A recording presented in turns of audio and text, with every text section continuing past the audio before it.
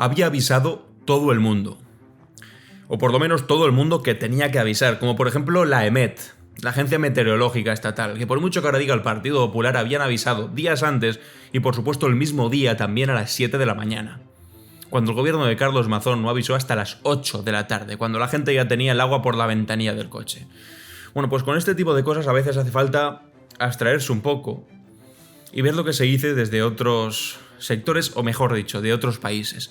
Y es que si vamos a la portada del periódico Libération de Francia, un periódico francés, titulan de la siguiente manera, porque esto es un escándalo internacional, ya está saliendo en todos los sitios porque es inexplicable, que con un huracán como el huracán Milton en Estados Unidos, en Florida, que estuvimos durante semanas hablando y escuchando cómo se hablaba sobre el asunto, sobre cómo iba a impactar, sobre cuántos muertos podía dejar, bueno, pues ese huracán, el huracán Milton, insisto, generó 23 muertos, que son muchos. Un solo muerto ya es mucho en una catástrofe de estas, porque cada vida es valiosísima. Pero fueron 23. Y en España llevamos más de 200. Y casi que parece que nos enteramos el mismo día. Bueno, pues titula este periódico francés, Inundaciones en España, las muertes evitables. Las muertes evitables. Y esto no lo hizo un periódico socialcomunista malvado, no lo hizo alguien del Partido Socialista, lo hizo un periódico francés. ¿Y por qué dice que es evitable? Porque simplemente hay que sumar 1 más 1. Y solamente hay que ver que si te alerta la agencia meteorológica y tú no haces nada ni avisas, entonces es que no estás ayudando a evitarlo. Y que si hubieses avisado de algo que ya sabías y que tenías los tweets puestos de la agencia meteorológica estatal, que tenías además los avisos por escrito, igual no podemos decir todas, porque evidentemente un evento de estas características es imposible de sostener absolutamente, y siempre hay tragedias. Pero es muy probable que muchas de esas muertes se pudieran haber evitado. Gente que no habría salido de casa, gente que no tendría que haber ido a trabajar ese día, que no habría cogido el coche si les hubiesen dicho hoy no cojan el coche. Pero no se hizo. Hasta las 8 de la noche, cuando evidentemente muchos ya habían cogido el coche. De hecho, La Razón, ojo, La Razón, también dirán que es socialcomunista, dice lo siguiente: la acertada predicción de la EMET francesa, precipitaciones de 400 litros por metro cuadrado que podría poner en peligro la vida. Que no solamente es la EMET francesa, también es la española, porque hemos visto en unas cuantas ocasiones ya los tweets donde literalmente, bueno, enseguida os lo enseño, a las 8 de la mañana ya estaban avisando, 7, 8 de la mañana ya estaba avisando la EMET. Pero es que no os quedéis con esto simplemente, porque es que resulta que la embajada de Japón, y esto ya es lo que me faltaba por ver, de verdad os lo digo, la embajada de Japón resulta que también avisó. O sea, no solamente la EMET, sino que además los japoneses, la embajada de Japón en España, envió una alerta por SMS los días 28 y 30 a los móviles de los ciudadanos que esos días estaban en España para avisar desde la DANA, especificando con precisión las zonas afectadas. El día 28. El maldito día 28. Estaba avisando la embajada de Japón. Y el día 29, un día después, Carlos Mazón todavía estaba cruzado de brazos. No cruzado de brazos, sino subiendo un vídeo, que después borró, diciendo, no, a partir de las 6 esto se ha acabado. Y a las 2 horas, emitiendo la alarma de emergencia, que evidentemente llegaba tardísimo, cuando incluso la embajada de Japón había avisado. Es que es de verdad alucinante. Atención a esto. Dice Carlos Mazón: se estuvo avisando desde el principio por todos los canales habituales por los que siempre se traslada las alertas rojas. Estuvo avisando todo el rato, desde el principio, por todos los... Se estuvo avisando todo el rato desde el principio. ¿De verdad? Canales habituales que siempre se han trasladado. Aquí alertas rojas, como podrá imaginarse, es desgraciadamente bastante habitual que los tengamos. La revolución meteorológica que se produjo a partir de las 6 de la tarde. Hombre, bastante habitual, bastante habitual. Lo que ha pasado pues no es bastante habitual. De hecho es de todo menos habitual lo que ha pasado. De hecho, también le han puesto contexto, le han contestado en el Twitter. El propio Twitter ha puesto contexto a la intervención de Mazón diciendo lo siguiente. El martes 29 de octubre, a las 9:48, la EMET amplió el aviso rojo a todo el litoral e interior de Valencia, tanto para el mismo día como para el siguiente. La alerta general de protección civil a la población no fue lanzada por la Generalitat Valenciana hasta las 20:12. Y aquí vemos como la Agencia Estatal de Meteorología a las 9:48 actualizaba lo que estaba ocurriendo y los avisos. Lo que pasa es que no se hicieron eco por parte del gobierno de Mazón. Pues que el gobierno de Mazón, ya he hablado mucho de Mazón, ya he hablado mucho de las cosas que han borrado, que han dejado de borrar, o sea, de todas las infamias que han cometido. Pues que cuando tú ves, además, las contradicciones, ahora mismo, que hay un montón de valientes, además, que desde aquí os mando un abrazo gigante, si hay alguno de los que estáis escuchando, bueno, por supuesto, a las víctimas, a los valencianos y valencianas que habéis sufrido esto en vuestras propias carnes, pero también a los voluntarios y voluntarias valientes que han ido para allá en masa, es una auténtica maravilla, a ayudar a poner el cuerpo, a llevar materiales, a llevar agua potable incluso. Ahora vamos a hablar del agua potable, que también es alucinante lo que está pasando. Bueno, pues Carlos Mazón parece que no se aclara. Y es que resulta que por la mañana decía que los voluntarios tenían que volver a casa. Y por la tarde dice que los voluntarios son imprescindibles. Es decir, en cuestión de horas, un cambio de tono radical. Y constante, de manera sistemática. Yo no sé cómo de perdido tiene que estar este hombre, o si de verdad ve que, bueno, pues después de un desastre de estas características, es que se está repitiendo mucho estos días, pero para ponerlo en perspectiva, el mayor atentado que ha habido en este país se cobró la vida de 193 personas. De momento llevamos más de 200. Hombres y mujeres y muchos niños, por desgracia, que han perdido la vida. Más de 200, más que el peor de los atentados que tuvimos jamás en este país. Y no va a haber consecuencias políticas. Sobre todo teniendo encima de la mesa que había gente que alertó de este asunto. No a gente, no, había un organismo oficial que alertó de este asunto y no se le hizo ni maldito caso. Bueno, pues atención a lo despistado. O no sé, aterrorizado por su propio cargo, porque le deba dar más importancia a su cargo que a que haya responsabilidades políticas. Este señor Carlos Mazón que dice este tipo de chorradas, atención. Todos están viendo y todos están comprobando cómo hay gente que está echando a las calles, andando y colapsando con la mejor voluntad. Es imperativa la necesidad de que vuelvan a sus casas. Es imperativa la necesidad de que vuelvan a sus casas. Que se vuelvan a casa los voluntarios. Y a las pocas horas, por la tarde, dice esto. Todos los voluntarios que estáis siendo un grandísimo ejemplo, una grandísima explosión de solidaridad, que estáis siendo una referencia con ese gran movimiento de apoyo a todo lo que se está atravesando en estos momentos. Os queremos dar las gracias y os queremos decir que os seguimos necesitando. Os seguimos necesitando. Entonces, ¿qué? Que se vuelvan a casa, que los seguís necesitando. ¿En qué quedamos? Este tuit a mí también me ha gustado mucho. Compartía este usuario, Marcos Bartolomé, porque estos días, lo contaba en un vídeo ayer en el que contestábamos a un diputado que, no sé, tuvo a bien empezar a responder mis tweets. Tendría mucho tiempo libre o muchas ganas de defender a sus líderes nacionales y decía, no, pero es que esto es hacer política, dejad a las víctimas tranquilas, no sé qué. Pues lo contesta perfectamente esta persona en este tuit. Dice, no es momento de hacer política, ¿perdón? Primero, la política permitió construir en zonas inundables. Toda la razón. Segundo, la política suprimió la Unidad Valenciana de Emergencias. Y además lo hizo dándose golpes en el pecho, diciendo, suprimimos el primer organismo de Ximo Puig, como si una Unidad Valenciana de Emergencias fuese de Ximo Puig, o fuese del Partido Socialista, o fuese del... No es de nadie. Es en todo caso de los valencianos y valencianas. Es en todo caso de los ciudadanos, que son los que se pueden beneficiar de ello. La política suprimió la Unidad Valenciana de Emergencias. Y tercero, la política decidió no enviar alertas a la población hasta el fin de la jornada laboral. Todo es política. Todo es política. ¿Cómo no vamos a hablar de política en este momento?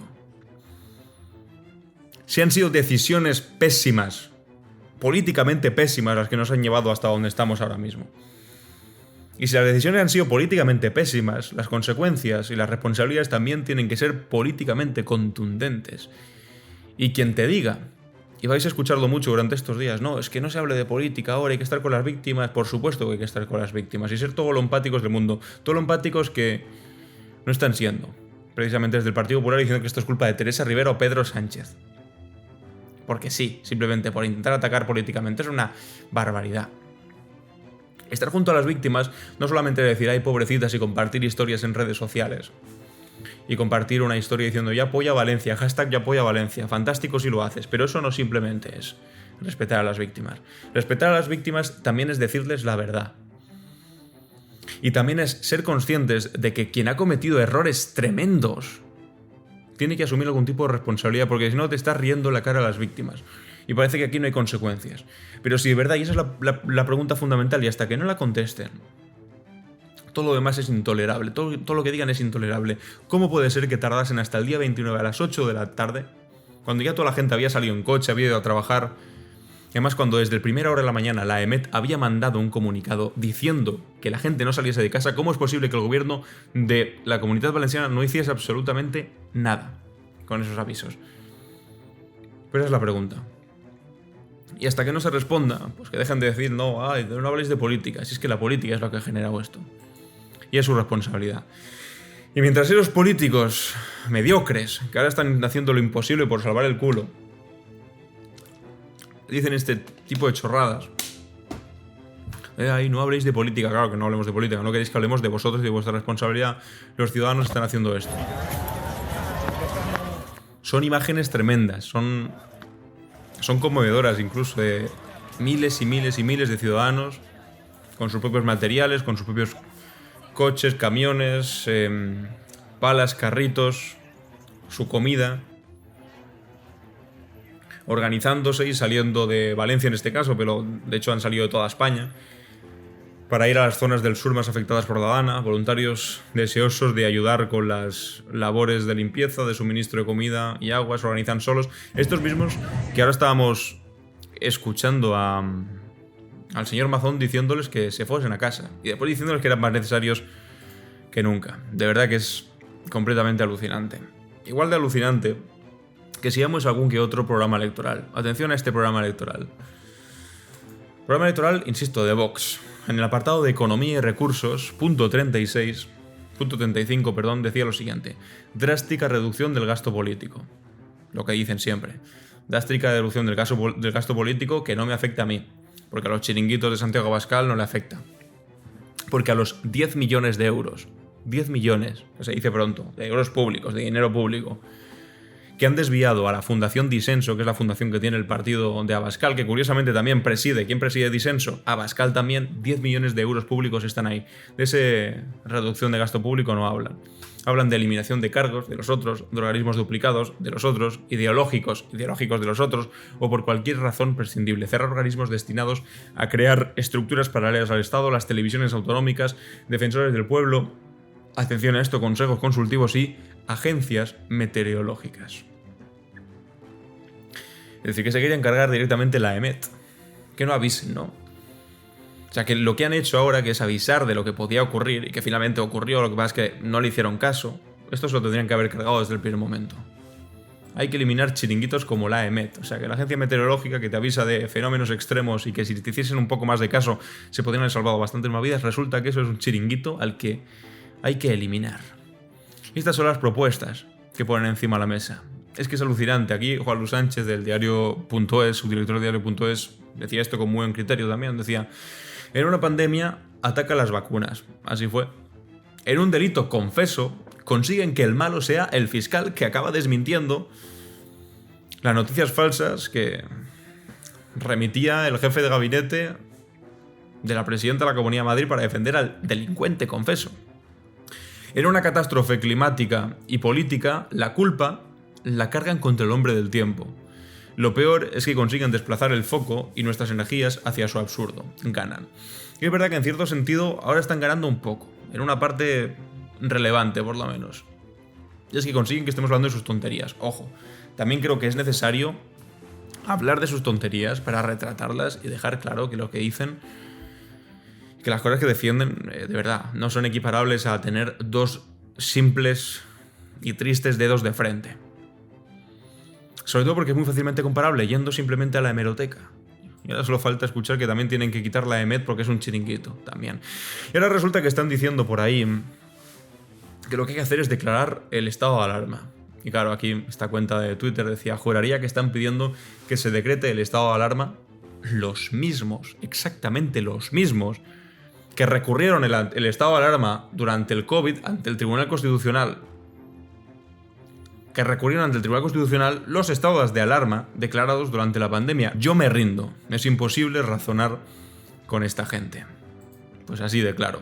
Daniel Bernabé lo explicaba de esta manera. Estos concretamente, los mismos inútiles cuya única aportación a la catástrofe es extender bulos y conspiranoia como hicieron hace 4 años. Todo acaba teniendo consecuencias. Y aquí vemos que el 14 de julio de 2021, recurso de inconstitucionalidad interpuesto por más de 50 diputados del grupo parlamentario Vox del Congreso de los Diputados en relación a, resulta, el estado de alarma. Que en aquel momento lo recurrían y ahora, como no lo hay, entonces lo piden. Y aquí pone Edu Nividia: españoles en las redes sociales y españoles en la vida real, en la España real. En las redes sociales dice así: no doy nada, que lo dé el gobierno.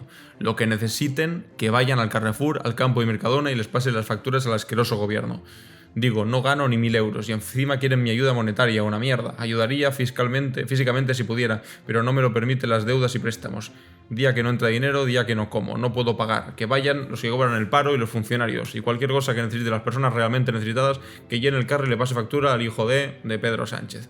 Esa es la cosa que ponen en el grupo de Alvise Pérez, y esta es la realidad. El vídeo que hemos visto antes, de cientos y cientos de miles de personas pues yendo a empujar y a dar pues lo poquito que tengan, porque evidentemente todos estos no es que sean precisamente los más ricos de España, pero son los que sí más arriman el hombro. Vamos a escuchar ahora al Gran Wyoming hablando, y en este caso no en clave de humor, sino en clave de máxima necesidad de lo que ha estado pasando estos días. Mucha atención. Hoy nuestra mente y nuestros sentimientos están en todos esos lugares de España arrasados por la Dana. En Castilla-La Mancha, en Andalucía, en Cataluña, pero sobre todo en Valencia, donde hemos sido testigos de una tragedia de proporciones descomunales, una catástrofe difícil de imaginar. Pueblos enteros cubiertos por el lodo, infraestructuras arrasadas por la riada como si fueran de papel. Viviendas destruidas, miles de coches volcados y amontonados por la fuerza del agua y, lo peor de todo, decenas de desaparecidos y al menos 158 víctimas mortales. Imágenes dignas de una... Que ha sacado el diario.es unas actas de reuniones donde dicen entre el gobierno de la Comunidad Valenciana y el gobierno nacional que hay 1900 desaparecidos.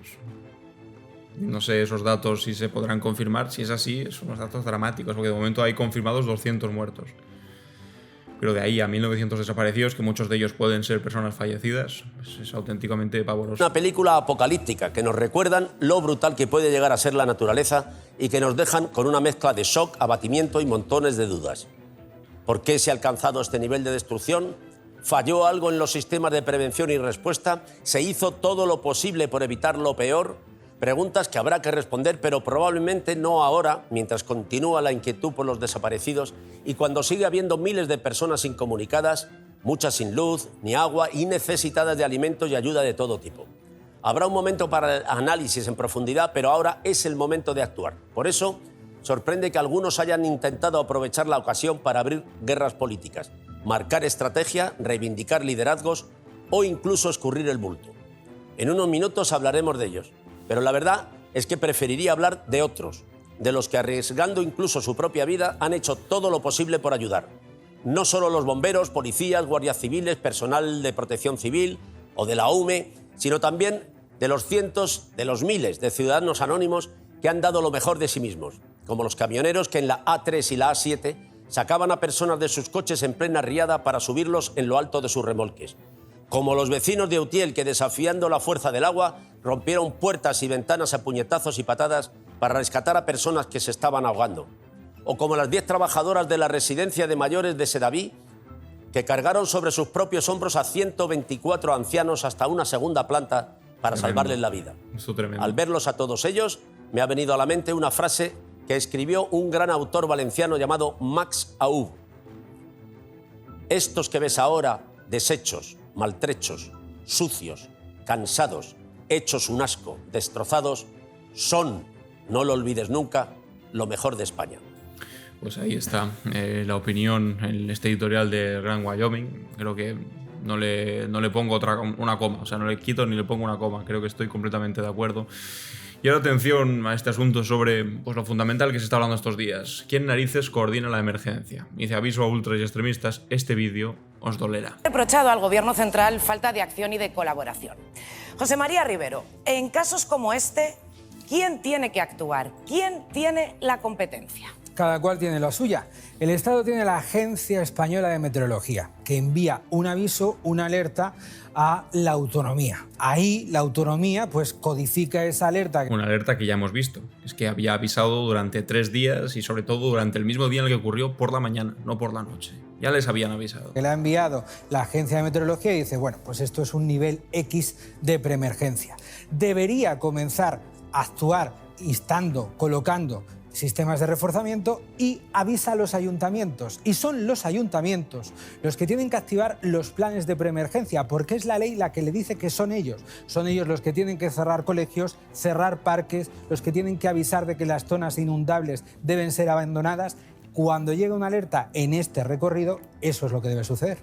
Esto es antes de que se produzca. Una vez que ya ha pasado, ¿quién toma el mando? Una vez que ya estamos en la desgracia, el mando lo toma la autonomía.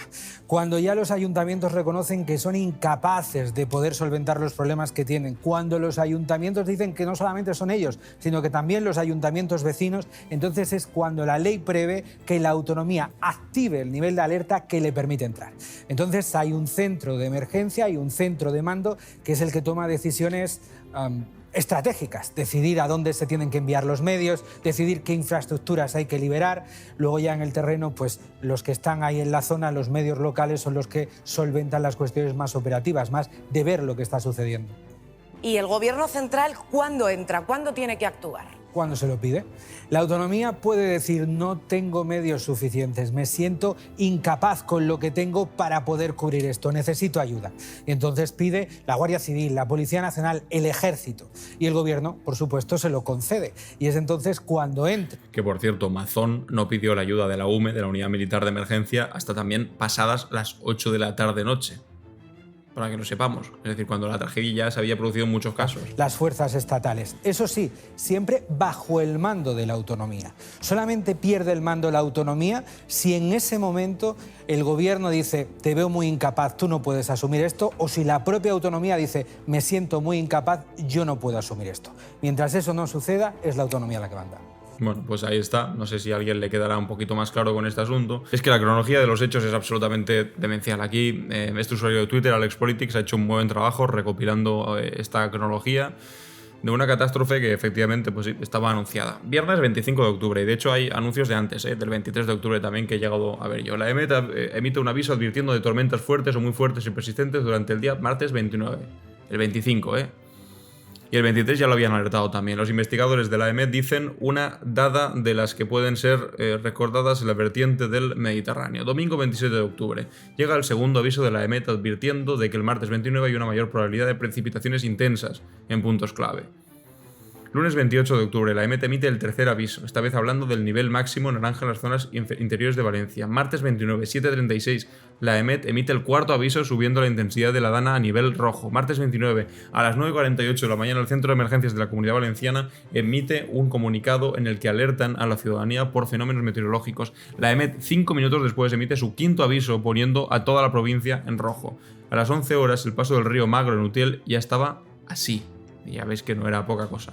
A las 11:46 se anuncia el primer movimiento de emergencias para rescatar a las primeras personas. A las 11 de la mañana.